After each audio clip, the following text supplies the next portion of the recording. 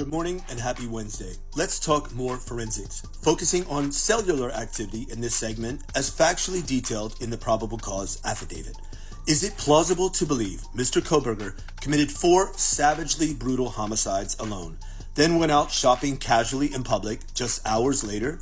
I've got all the details, so let's get into it. Let's examine Mr. Kohberger's activity just after the alleged murders. But to do so, let's circle back to the PCA. As we know, Moscow cops assert Brian was inside 1122 King Road as the sole assailant, committing 4 murders by edged weapon in an extremely tight window of time, just 8 to 10 minutes from start to finish after 4 a.m. local time. At some juncture after the murders, exact start time not specified in the PCA, but presumably after 9 a.m., Brian's phone utilized cellular resources consistent with the phone traveling the 23 miles from Pullman, Washington to Lewiston, Idaho via Highway 195.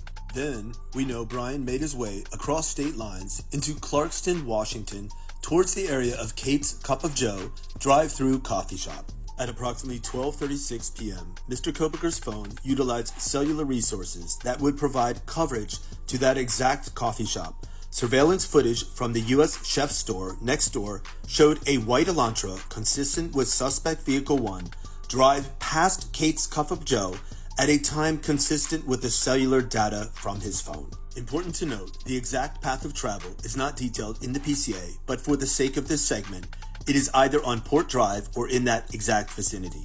The critical detail is that the camera footage of the white Elantra aligns with the cellular data of Brian's phone. Next, at approximately 12:46 p.m., Brian's phone then utilized cellular data in the area of the Albertsons grocery store. Surveillance footage obtained from Albertsons shows Mr. Kohberger exit the white Elantra at approximately 12:49 p.m.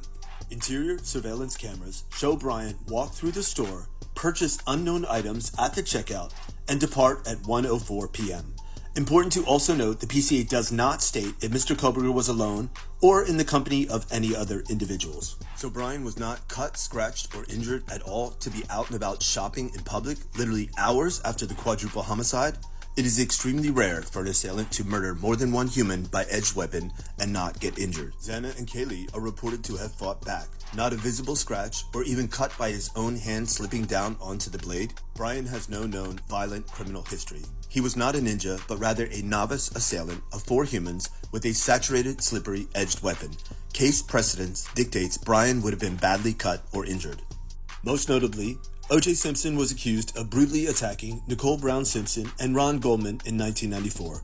The victims were injured by the weapon almost 40 times total. O.J. was injured badly, and his DNA was found at the scene, and the DNA of both victims was transferred into O.J.'s car and home.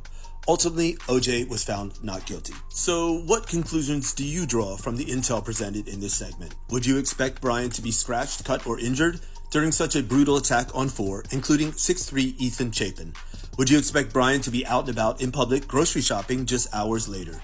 Or would you expect Brian to flee the area as O.J. did, or stay out of public view for a period of time? Is Brian guilty or innocent? Talk to me.